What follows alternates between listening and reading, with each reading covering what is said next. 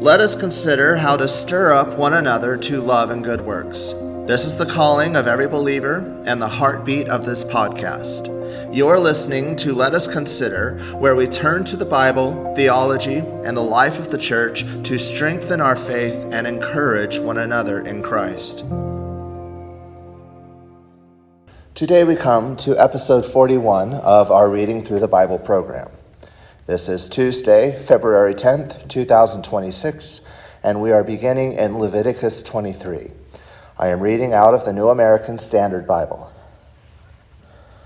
The Lord spoke again to Moses, saying, "Speak to the sons of Israel, and say to them, the Lord's appointed times, which you shall proclaim as holy convocations, my appointed times are these. For 6 days work may be done, but on the seventh day there is a Sabbath of complete rest, a holy convocation. You shall not do any work. It is a Sabbath to the Lord in all your dwellings. These are the appointed times of the Lord, holy convocations, which you shall proclaim at the times appointed for them. In the first month, on the 14th day of the month, at twilight, is the Lord's Passover. Then on the 15th day of the same month, there is the feast of unleavened bread to the Lord. For 7 days you shall eat unleavened bread. On the first day you shall have a holy convocation. You shall not do any laborious work. But for 7 days you shall present an offering by fire to the Lord. On the seventh day is a holy convocation. You shall not do any laborious work." Then the Lord spoke to Moses, saying, "Speak to the sons of Israel, and say to them, when you enter the land which I am going to give to you, and reap its harvest, then you shall bring in the sheaf of the firstfruits of your harvest to the priest. He shall wave the sheaf before the Lord for you to be accepted. On the day after the Sabbath the priest shall wave it. Now on the day when you wave the sheaf, you shall offer a male lamb, 1 year old, without defect, for a burnt offering to the Lord. Its grain offering shall then be 2/10 of an ephah of fine flour mixed with oil, an offering by fire to the Lord for a soothing aroma, with its drink offering, 1/4 of a hin of wine. Until this same day, until you have brought in the offering of your God, you shall eat neither bread, nor roasted grain, nor new growth. It is to be a perpetual statute throughout your generations in all your dwelling places. You shall also count for yourselves from the day after the Sabbath, from the day when you brought in the sheaf of the wave offering, there shall be 7 complete Sabbaths. You shall count 50 days to the day after the 7th Sabbath. Then you shall present a new grain offering to the Lord. You shall bring in from your dwelling places 2 loaves of bread for a wave offering, made of 2/10 of an ephah. They shall be of fine flour, baked with leaven as firstfruits to the Lord. Along with the bread, you shall present 7 one-year-old male lambs without defect, and a bull of the herd, and 2 rams. They are to be a burnt offering to the Lord, with their grain offering and their drink offerings, an offering by fire of a soothing aroma to the Lord. You shall also offer 1 male goat for a sin offering, and 2 male lambs, 1 year old, for a sacrifice of peace offerings. The priest shall then wave them with the bread of the firstfruits for a wave offering with 2 lambs before the Lord. They are to be holy to the Lord for the priest. On the same day you shall make a proclamation as well. You are to have a holy convocation. You shall do no laborious work. It is to be a perpetual statute in all your dwelling places throughout your generations. When you reap the harvest of your land, moreover, you shall not reap to the very corners of your field, nor gather the gleaning of your harvest. You are to leave them for the needy and the alien. I am the Lord your God. Again, the Lord spoke to Moses, saying, "Speak to the sons of Israel, saying, in the 7th month, on the 1st of the month, you shall have a rest, a reminder by blowing of trumpets, a holy convocation. You shall not do any laborious work, but you shall present an offering by fire to the Lord." The Lord spoke to Moses, saying, "On exactly the 10th day of the 7th month is the Day of Atonement. It shall be a holy convocation for you, and you shall humble your souls and present an offering by fire to the Lord. You shall not do any work on the same day, for it is a day of atonement, to make atonement on your behalf before the Lord your God. If there is any person who will not humble himself on this same day, he shall be cut off from his people. As for any person who does any work on this same day, that person I will destroy from among his people. You shall do no work at all. It is to be a perpetual statute throughout your generations in all your dwelling places. It is to be a Sabbath of complete rest to you, and you shall humble your souls. On the 9th of the month at evening, from evening until evening, you shall keep your Sabbath. Again, the Lord spoke to Moses, saying, Speak to the sons of Israel, saying, On the 15th of this 7th month is the Feast of Booths for 7 days to the Lord. On the first day is a holy convocation. You shall do no laborious work of any kind. For 7 days you shall present an offering by fire to the Lord. On the 8th day you shall have a holy convocation and present an offering by fire to the Lord. It is an assembly. You shall do no laborious work. These are the appointed times of the Lord, which you shall proclaim as holy convocations, to present offerings by fire to the Lord, burnt offerings and grain offerings, sacrifices and drink offerings, each day's matter on its own day. Besides those of the Sabbaths of the Lord, and besides your gifts, and besides all your votive and free will offerings which you give to the Lord. On exactly the 15th day of the 7th month, when you have gathered in the crops of the land, you shall celebrate the feast of the Lord for 7 days, with a rest on the first day, and a rest on the 8th day. Now on the first day you shall take for yourselves the foliage of beautiful trees, palm branches, and boughs of leafy trees, and willows of the brook, and you shall rejoice before the Lord your God for 7 days. You shall thus celebrate it as a feast to the Lord for 7 days in the year. It shall be a perpetual statute throughout your generations. You shall celebrate it in the 7th month. You shall live in booths for 7 days. All the native born in Israel shall live in booths, so that your generations may know that I had the sons of Israel live in booths when I brought them out from the land of Egypt. I am the Lord your God. So Moses declared to the sons of Israel the appointed times of the Lord.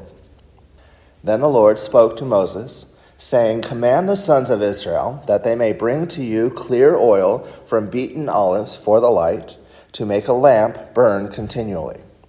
Outside the veil of testimony, in the tent of meeting, Aaron shall keep it in order from evening to morning before the Lord continually. It shall be a perpetual statute throughout your generations. He shall keep the lamps in order on the pure gold lampstand before the Lord continually. Then you shall take fine flour and bake 12 cakes with it. 2/10 of an ephah shall be in each cake. You shall set them in 2 rows, 6 to a row, on the pure gold table before the Lord. You shall put pure frankincense on each row, that it may be a memorial portion for the bread, even an offering by fire to the Lord. Every Sabbath day he shall set it in order before the Lord continually. It is an everlasting covenant for the sons of Israel. It shall be for Aaron and his sons, and they shall eat it in a holy place, for it is most holy to him from the Lord's offerings by fire, his portion forever. Now the son of an Israelite woman, whose father was an Egyptian, went out among the sons of Israel, and the Israelite woman's son and a man of Israel struggled with each other in the camp. The son of the Israelite woman blasphemed the name and cursed. So they brought him to Moses. Now his mother's name was Shelemith, the daughter of Dibri of the tribe of Dan. They put him in custody so that the command of the Lord might be made clear to them. Then the Lord spoke to Moses, saying, Bring the one who has cursed outside the camp, and let all who heard him lay their hands on his head. Then let all the congregation stone him.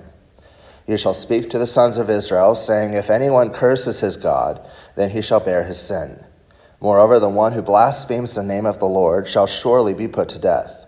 All the congregation shall certainly stone him. The alien as well as the native, when he blasphemes the name, shall be put to death. If a man takes the life of any human being, he shall surely be put to death. The one who takes the life of an animal shall make it good, life for life. If a man injures his neighbor, just as he has done, so it shall be done to him. Fracture for fracture, eye for eye, tooth for tooth.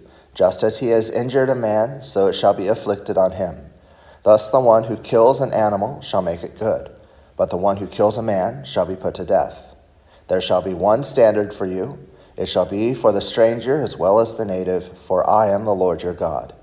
Then Moses spoke to the sons of Israel, and they brought the one who had cursed outside the camp and stoned him with stones. Thus the sons of Israel did, just as the Lord had commanded Moses. The Lord then spoke to Moses at Mount Sinai, saying, "Speak to the sons of Israel, and say to them, when you come into the land which I shall give you, then the land shall have a Sabbath to the Lord. 6 years ye shall sow your field, and 6 years ye shall prune your vineyard and gather in its crops. But during the 7th year the land shall have a Sabbath rest, a Sabbath to the Lord. You shall not sow your field, nor prune your vineyard. Your harvests after growth you shall not reap, and your grapes of untrimmed vines you shall not gather. The land shall have a sabbatical year. All of you shall have the Sabbath products of the land for food, yourself and your male and female slaves, and your hired man and your foreign resident, those who live as aliens with you. Even your cattle and the animals that are in your land shall have all its crops to eat. You are also to count off 7 Sabbaths of years for yourself, 7 times 7 years, so that you have the time of the 7 Sabbaths of years, namely 49 years. You shall then sound a ram's horn abroad on the 10th day of the 7th month. On the day of atonement you shall sound a horn all through your land. You shall thus consecrate the 50th year and proclaim a release through the land to all its inhabitants. It shall be a jubilee for you, and each of you shall return to his own property, and each of you shall return to his family. You shall have the 50th year as a jubilee. You shall not sow, nor reap its aftergrowth, nor gather in from its untrimmed vines. For it is a jubilee. It shall be holy to you. You shall eat its crops out of the field. On this year of jubilee, each of you shall return to his own property. If you make a sale, moreover, to your friend, or buy from your friend's hand, you shall not wrong one another. Corresponding to the number of years after the jubilee, you shall buy from your friend. He is to sell to you according to the number of years of crops. In proportion to the extent of the years, you shall increase its price, and in proportion to the fewness of the years, you shall diminish its price, for it is a number of crops he is selling to you. So you shall not wrong one another, but you shall fear your God, for I am the Lord your God. You shall thus observe my statutes and keep my judgments so as to carry them out, that you may live securely on the land. Then the land will yield its produce, so that you can eat your fill and live securely on it. But if you say, what are we going to eat on the 7th year, if we do not sow or gather in our crops? Then I will so order my blessing for you in the 6th year, that it will bring forth the crop for 3 years. When you are sowing the 8th year, you can still eat old things from the crop, eating the old until the 9th year, when its crop comes in. The land, moreover, shall not be sold permanently, for the land is mine, for you are but aliens and sojourners with me. Thus, for every piece of your property, you are to provide for the redemption of the land. If a fellow countryman of yours becomes so poor he has to sell part of his property, then his nearest kinsman is to come and buy back what his relative has sold. Or in case a man has no kinsman, but so recovers his means as to find sufficient for its redemption, then he shall calculate the years since its sale and refund the balance to the man to whom he sold it, and so return to his property.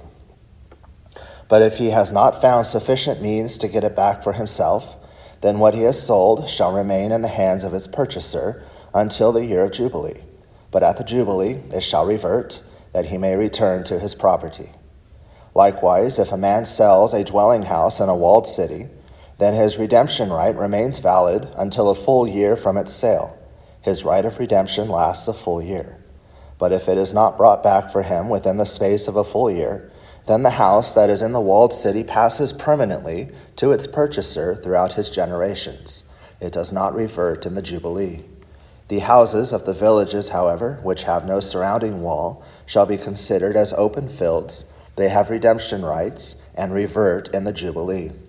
As for the cities of the Levites have a permanent right of redemption for the houses of the cities which are their possession. What therefore belongs to the Levites may be redeemed, and a house sale in the city of this possession reverts in the Jubilee, for the houses of the cities of the Levites are their possession among the sons of Israel. But pasture fields of their city shall not be sold, for that is their perpetual possession. Now in a case of a countryman of yours becomes poor, and his means with regard to you falter, then you are to sustain him, like a stranger or a sojourner, that he may live with you. Do not take usurious interest from him, but revere your God, that your countryman may live with you.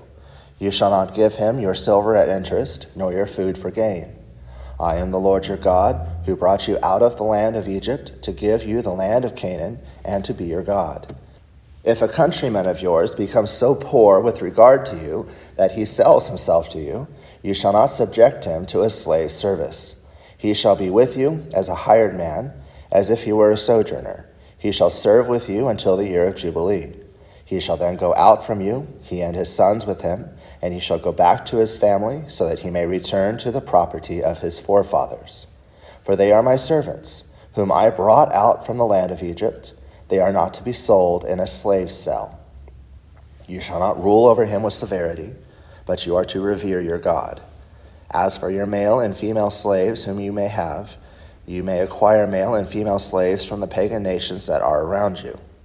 Then, too, it is out of the sons of the sojourners who live as aliens among you that you may gain acquisition, and out of their families who are with you, whom they will have produced in your land, they also may become your possession. You may even bequeath them to your sons after you, to receive as a possession. You can use them as permanent slaves. But in respect to your countrymen, the sons of Israel, you shall not rule with severity over one another. Now if the means of a stranger or of a sojourner with you becomes sufficient, and a countryman of yours becomes so poor with regard to him as to sell himself to a stranger who is sojourning with you, or to the descendants of a stranger's family, then he shall have redemption right after he has been sold. One of his brothers may redeem him.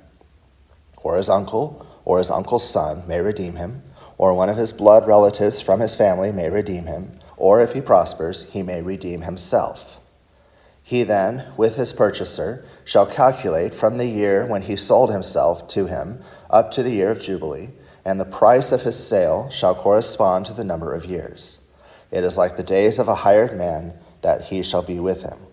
If there are still many years, he shall refund part of his purchase price in proportion to them for his own redemption. And if few years remain until the year of Jubilee, he shall so calculate with him. In proportion to his years, he is to refund the amount for his redemption. Like a man hired year by year, he shall be with him. He shall not rule over him with severity in your sight. Even if he is not redeemed by these means, he shall still go out in the year of Jubilee, he and his sons with him. For the sons of Israel are my servants. They are my servants whom I brought out from the land of Egypt. I am the Lord your God. Psalm 29, a psalm of David. Ascribe to the Lord, O sons of the mighty. Ascribe to the Lord glory and strength. Ascribe to the Lord the glory due his name. Worship the Lord in holy array. The voice of the Lord is upon the waters. The God of glory thunders. The Lord is over many waters. The voice of the Lord is powerful. The voice of the Lord is majestic. The voice of the Lord breaks the cedars. Yes, the Lord breaks in pieces the cedars of Lebanon. He makes Lebanon skip like a calf, and Syrian like a young wild ox. The voice of the Lord hews out flames of fire. The voice of the Lord shakes the wilderness. The Lord shakes the wilderness of Kadesh. The voice of the Lord makes the deer to Kev and strips the forest bare. And in his temple, everything says, glory. The Lord sat as king at the flood. Yes, the Lord sits as king forever. The Lord will give strength to his people. The Lord will bless his people with peace. And Proverbs 29. A man who hardens his neck after much reproof will suddenly be broken beyond remedy.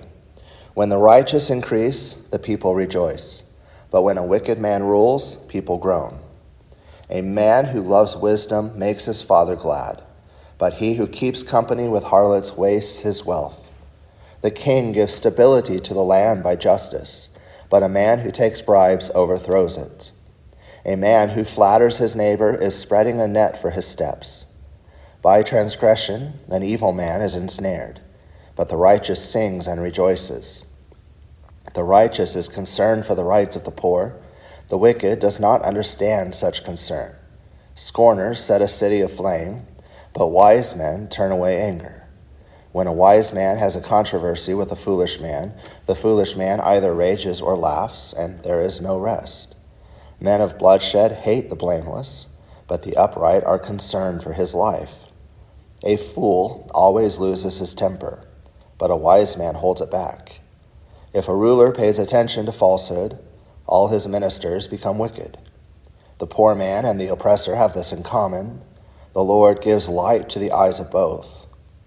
If a king judges the poor with truth, his throne will be established forever.